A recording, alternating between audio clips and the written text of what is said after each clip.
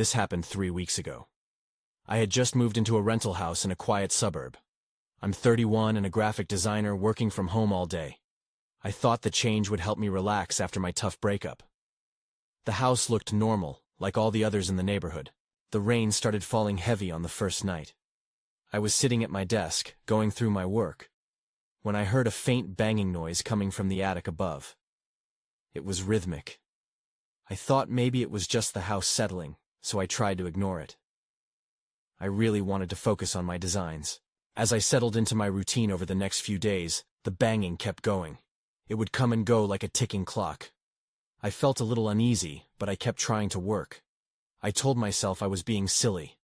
Then, on the second night, I heard a scratching sound, like something scraping against wood. My heart started racing. I thought the storm might have loosened something up there, but I didn't want to check. I just shut my laptop and tried to sleep. On the third night, the old woman next door caught my eye. I noticed her sitting in her porch chair, staring at my house. It was late, and the rain was coming down hard. I thought it was odd, but I shrugged it off. I mean, maybe she was just keeping an eye on the neighborhood. I felt the goosebumps rise on my arms as I looked away, trying to convince myself it was nothing. Then came the fifth night, and that's when things got really strange. The rain poured down, loud enough that it almost drowned out the noises. I was just about to fall asleep when I heard soft voices, childlike, almost. They were drifting through the walls, echoing in my head. I wasn't sure if I was imagining it, but it sounded close. My stomach twisted as I sat up in bed, straining to hear more clearly. I wanted to dismiss it, tell myself it was just the wind or a trick of the rain. But it felt different. I could hear the old woman's voice outside now, murmuring softly. I peeked out my window, but she was just staring again, looking up at the roof where the noises were coming from. I felt a chill. I moved away from the window and tried to tell myself to stop worrying, but I kept hearing the voices mingling with the storm. I never got any sleep that night, and the questions still linger in my mind. Why was she there? What were those noises? Who was the woman? The next evening I talked to a neighbor. I tried to be casual about it. "Do you know the old woman next door?" I asked. The neighbor looked at me funny and said, "You mean the one who lost her grandson?" I felt my heart drop. I didn't know. I'd only seen her staring. The more I thought about it, the more uneasy I became. Those voices, the banging. What were they trying to tell me? The feeling of being watched made me panic. I wanted to leave, but I was trapped in my own mind. Then, as if on cue, the rain started again. I could hear the soft voices return, and they were louder this time. The old woman was back, and I could tell I wouldn't be sleeping anytime soon. I barely slept the next night. Every noise set me on edge. The banging continued. My heart raced whenever it echoed through the house. It felt like a countdown to something terrible. I tried working, but I couldn't focus.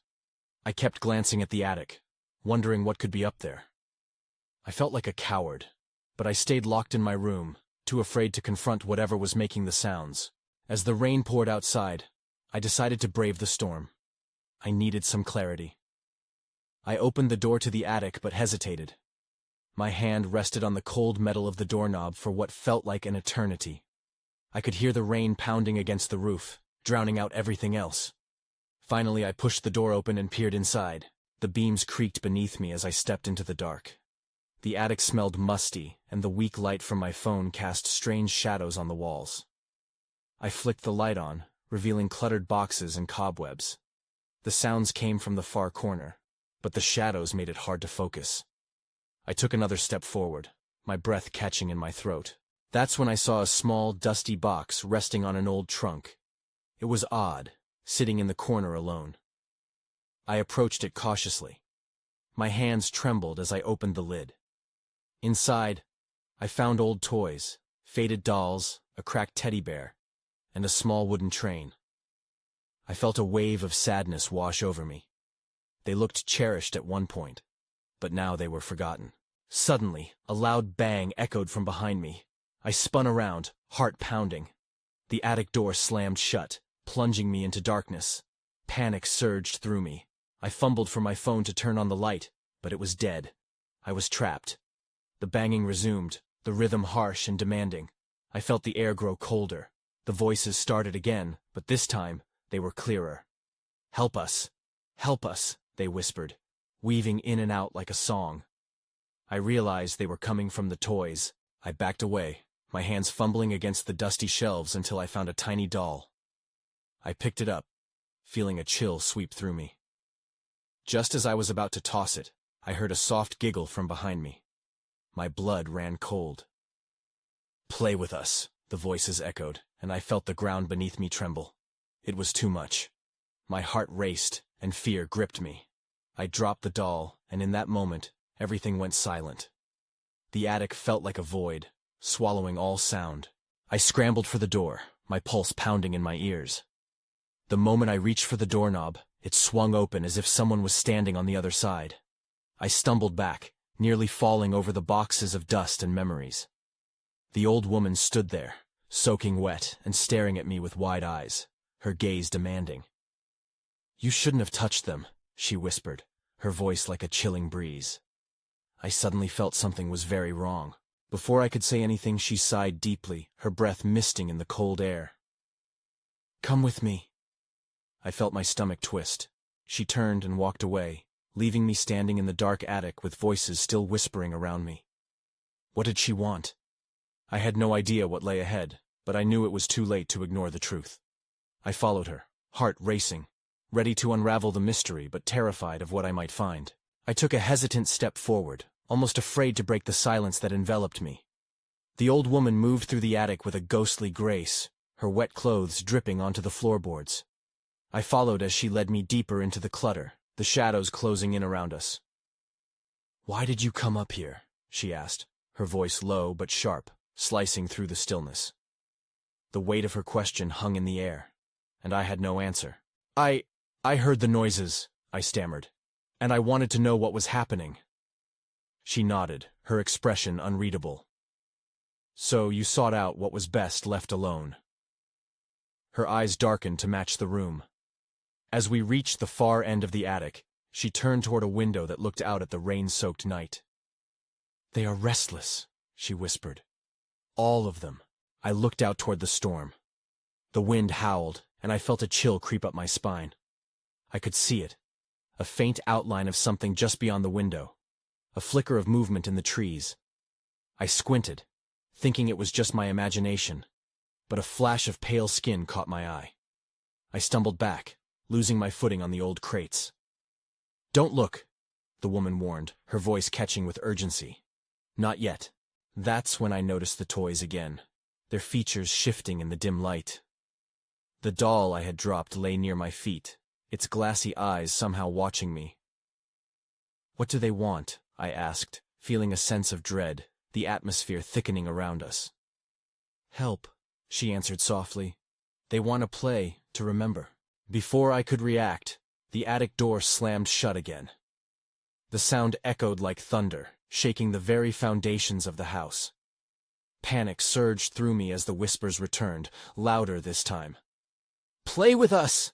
they shrieked, reverberating off the walls. I turned to the woman, but she merely stood there, unflinching. "Let them in," she instructed with a nod toward the window. A tremor ran through me. "No! I can't." The woman's voice shifted, now commanding. "You must. They are waiting. You can set them free." Suddenly the shadows around me grew thicker, a presence swirling in the air. I felt hands brush against my arm, fingers cold as ice. I jerked away, desperately reaching for the door, but the way out was blocked. Something was keeping me there. Just then, a toy train began to roll across the floor, gathering speed as it headed straight for my feet. It let out a whistle that pierced my ears. I froze, staring down at it. The noise seemed to echo in my mind, blending with the chaos around me. I glanced back at the woman, her face now half-shadowed, half-lit like a fading memory. "Choose," she murmured. "Freedom or fear." I felt the weight of her words pressing down on me. I didn't want to be there. I wanted to run. But as the voices swirled around me, all I could do was stand there, paralyzed, watching the train roll towards my decision. Then, everything grew dark. A powerful rush of wind swept through the attic, extinguishing whatever light remained. As I struggled to see, I sensed something shifting behind me, a presence that felt both familiar and terrifying. "Help us," they whispered again. But now it was accompanied by a new sound, a heartbeat. I realized with dawning horror that I wasn't alone anymore. The darkness closed in tighter, wrapping around me like a heavy shroud. My heartbeat quickened, the sound mingling with the steady thumping that echoed across the attic. I wanted to scream, to bolt for the door, but my legs felt glued to the spot. The old woman stood silently, a dark figure in the shadows, as if she were a part of the gloom itself. "Who is here?" I managed to whisper, my voice weak and trembling. I strained to hear the whispers again, but they had faded to a worrying silence, replaced by an oppressive stillness that felt alive. Just then, a gust of wind swept through the attic, rattling the window. My stomach lurched as I caught a faint flicker of movement in the corner of my eye. Something darted past the crates, too swift to identify. It was more than just a draft, a shadow born from my fears. I felt it tugging at me, urging me to look deeper, to acknowledge what lurked in the dark. I blinked, willing my mind to focus. That's when I saw it. A doll, one I had never seen before, sat perched atop a pile of dusty books. Its porcelain face was cracked, eyes wide and unblinking. It was positioned as if it were staring directly at me. I swallowed hard. "Do you see it too?" I asked the woman, though I wasn't sure I wanted her answer. Her gaze was locked on the doll. "It watches, just as they all do." "Who are they?" I felt the walls pressing in, as if the attic itself was breathing, alive with presence. "Lost children. They linger here, seeking playmates," the old woman replied, her voice low and chilling. "They never escaped." A wave of nausea washed over me, and panic surged again. My mind raced, searching for a way out. I thought of the door, but heavy shadows pulled at my feet, anchoring me to this nightmare. An echo of laughter drifted through the air, ghostly and faint. I jerked my head to the left, where the sound seemed to come from. My breath caught in my throat when I saw a figure appear, just a flash of white, the outline of something small moving among the toys. "Play with us," it squeaked, the voice high-pitched and childlike, twisting my insides with fear. I blinked and it was gone, leaving behind a silence that felt heavier than before. "Please," I pleaded. "I just want to leave." "Leave? What if they are your only chance to escape?" The old woman's voice was now almost soothing, but my instincts warned me against her comfort. The heartbeat thudded louder, a rhythmic reminder that time was slipping away. I felt something brush past my ear, icy and intangible. I flinched and turned back to the window, desperate for any sign of a way out, when my eyes landed on the glass. A reflection stared back at me. But it wasn't mine. A child's face emerged behind me, pale and hollow-eyed, mouth twisted into a grin. I recognized that face, one that haunted my dreams. My blood ran cold as I stumbled back. The figure was gone as quickly as it had come, but the eyes lingered, burning into my memory. And just like that, a new wave of whispers floated through the air, more insistent this time, pleading. "Help us! Play with us!" The walls groaned, threatening to close in. I spun around to face the old woman, panic flooding my veins. What do I do? Something shifted behind her, and the shadows grew darker. My brain screamed at me that I was being watched. My last shred of resolve shattered. I didn't have a choice. Whatever was happening, I had to confront it. "Show me," I shouted, finding my voice despite the rising terror. "Show me what you want." And in response, the laughter echoed again, louder, filling my ears. A cold laugh that seemed to make the very air around me vibrate. The doll's smile widened, as if it knew something I didn't. "Play," it whispered. A command now, daring me to make the next move in this twisted game. The air thickened with a palpable tension as the doll's command hung in the attic, echoing in my mind like a dire warning. I felt an energy shift, as if something deep beneath the floorboards stirred, threatening to awaken the shadows. The old woman's dark eyes locked onto mine, and for a moment I thought I saw a glimmer of pity there. Before I could think, I took a hesitant step toward the pile of dusty books that held the doll. The laughter swelled, filling the corners of the attic, wrapping around me like cold fingers. "What do you want from me?" I cried out, desperation crackling in my voice. "I can't play." But as I spoke, a memory flickered in my mind. A forgotten childhood game. One I used to play with friends before they drifted away. My heart hammered wildly. "Do you want to play hide and seek?" I said, half hopeful, half terrified. Suddenly, the atmosphere shifted again. The attic filled with a gust of wind, and the doll tipped over, clattering to the floor with a dull thud. I jumped back, fear tightening my throat. "Enough!" I shouted, anger fueling me. "Find us!"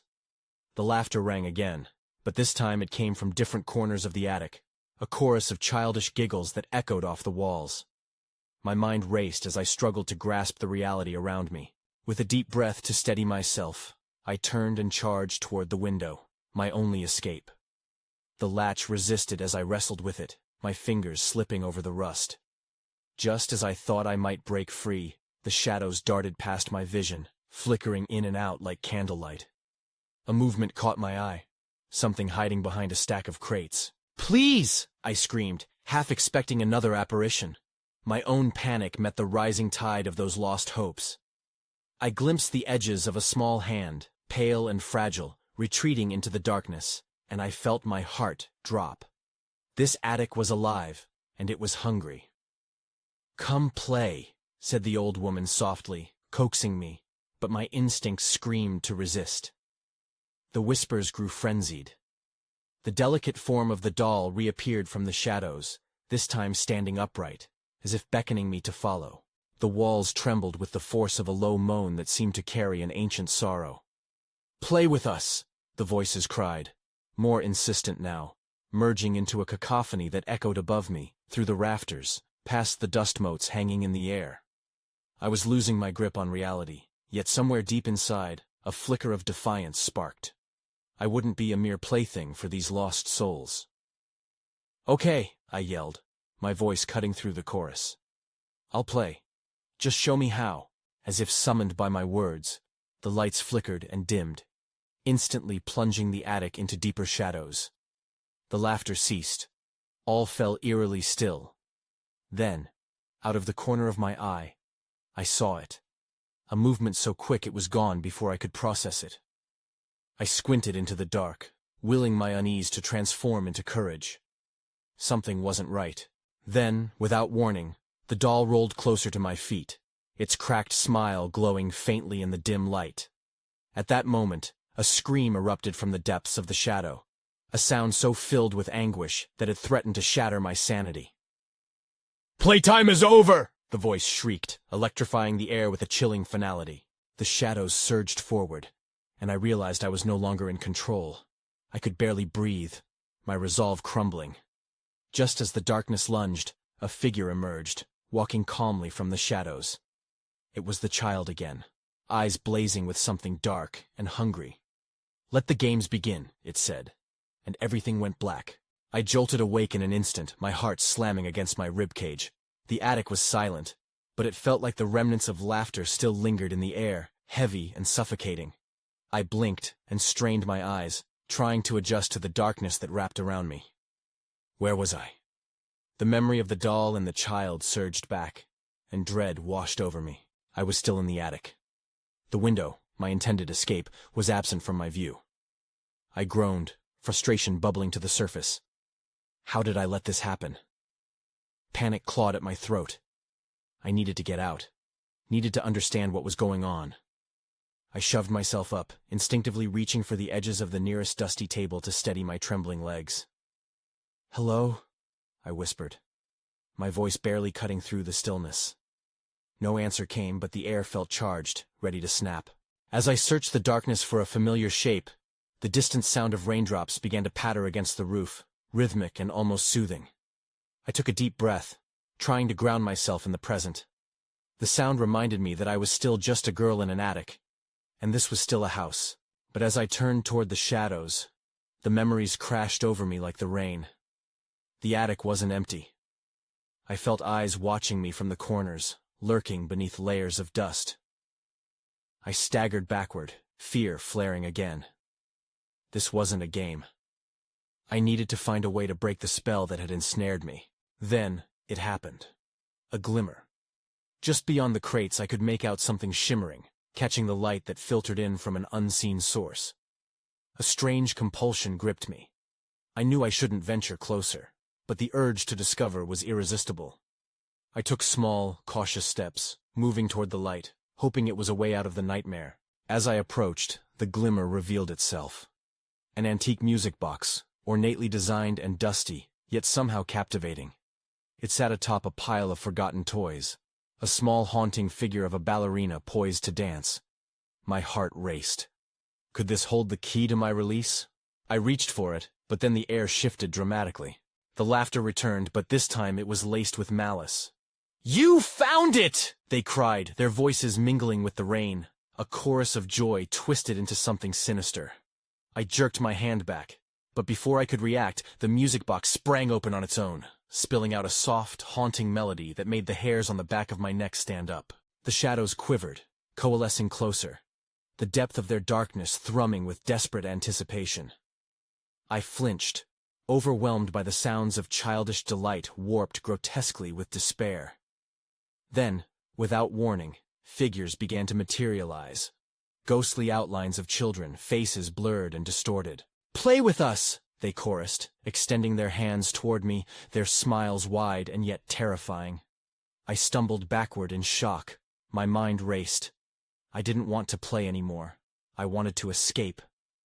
As panic gripped me, I realized there was no sound other than that wretched melody and the whispers of the lost souls. The locked attic door loomed behind me, but hope slipped away like water. I had to find a way out, but the atmosphere thickened, suffocating me with dread. Desperation gripped my heart. I had to summon strength from somewhere. I had to confront whatever this was or be consumed by it. Because just then, under the female-evolent whispers, I caught a chilling last phrase that made my blood run cold. "We've been waiting for you." What were they? And what had I awakened in my attempt to play? My instinct screamed at me to run, but my feet stayed rooted to the floor. The shadows swirled closer, their eager voices surrounding me like a tempest. I felt dizzy, overwhelmed by the realization that I wasn't alone in this attic. These were not just figments of my imagination. They were real. "Play with us," they repeated, still smiling, yet their smiles felt twisted. The melody continued to play, and I could feel it tugging at something deep inside me, something I didn't fully understand. My heart raced faster. I needed to regain control. Suddenly, I remembered the music box. It was the source of this chaos. I had to turn it off. With a surge of determination, I pushed through the fear. I approached the box again, forcing myself to ignore the whispers that begged me to join them. My hands trembled, but I reached for the lid. Just as my fingers grazed the surface, the room jerked around me. An unseen force shoved me back, hard. I fell against the dusty floor, my breath knocked out. The laughter escalated into a cacophony, a tide of voices nearly drowning out the melody. They were angry now, their invitation turning into a demand. I pushed myself up, shallow breaths filling my lungs. I had to think. I looked around for anything that might help me. In the corner of the attic, half hidden beneath a broken chair, I spotted an old lantern. It was forgotten and dim, its purpose lost in the shadows. I might be able to use it. I rushed over, clutching it with shaking hands. The spirits of the children recoiled slightly as I held the lantern aloft. It flickered weakly, but I could feel a strange energy pulsing from it, an ancient strength. I needed to believe it had power. "Get away from me!" I shouted, my voice shaky but resolute. For a moment, silence blanketed the attic, the wind from outside now the only sound. The shadows hesitated, and I seized the moment. With a flick of the switch, the lantern burst to life, casting a warm, golden light into the darkness. The children's faces twisted in surprise, their delighted grins flickering for a moment. I could see them clearer now, twisted shapes with hollow eyes and distorted features. My stomach churned as I realized the truth. They were trapped, just like me. "Why are you doing this?" I cried, though I didn't expect an answer. The music box continued its haunting tune, but the glow from the lantern seemed to push back the shadows, dark figures trying to escape the light. "Join us!" one of them wailed, a girl with tangled hair and an elongated neck. My heart thundered as dread settled in my bones. "Never!" I yelled, swinging the lantern in a wide arc, the light cutting through the murky air. They flinched, recoiling further as I held the lantern steady. Then everything went quiet. I could feel the weight of their gaze shift as they looked at something behind me. It was the attic door, and I could hear the faintest sound of rattling. My breath caught. Was someone trying to get in? Panic surged again. I had to make a choice. Stay and confront whatever was lurking in the shadows, or find a way to escape this nightmare. But what would I be leaving behind? Just as I turned to discern the noise, the room darkened again. The lantern flickered, its light dimming as the shadows closed in. I felt a chill, and that familiar laughter returned, louder this time, echoing against the walls. Whatever waited beyond that door, it had come for me. I felt my heart pound in my ears, drowning out the frantic whispers. The rattling at the door grew more insistent, and I couldn't shake the feeling that whatever was on the other side wanted in. I faced the door, my grip tightening around the lantern. I took a step back, its warmth flickering weakly. "I won't let you take me!" I shouted to the shadows, though I felt the confidence slipping. They swirled closer, hunger in their hollow eyes. With a burst of resolve, I turned my attention back to the door.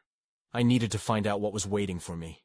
The music box dragged on, its melody growing darker, echoing the rising fear in my gut. Tentatively, I inched toward the door, the lantern's light trembling in my grasp. "Please," I whispered, almost pleading, though I wasn't sure if it was for my own sanity or the spirit's. I pressed my ear against the aged wood, hoping to hear anything that might guide my next move. In the stillness, I heard it. A soft voice, barely above a whisper. "Let us out." It was a bitter plea, laced with desperation. I recoiled. Were the spirits still trying to lure me toward the music box? They were trapped, yes. But what did they want in exchange? "I'll help you, but you have to let me go." My words hung in the air, and for a moment, silence surrounded me.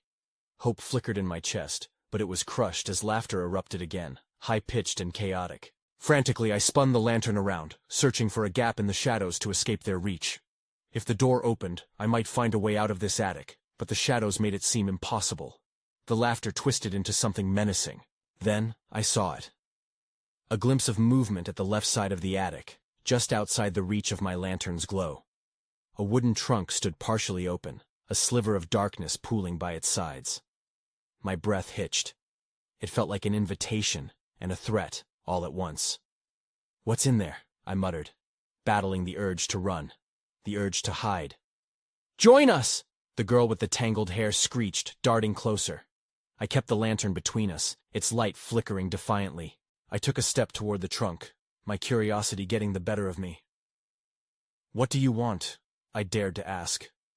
To my surprise, the shadows paused, briefly captivated by my interest. The stirring of movement within the trunk seemed to backfire on their desires. The music box wavered in its rhythm. "Help me," the whisper came again, softer this time, almost pleading. I took another step closer, my heart fluttering with dread and curiosity.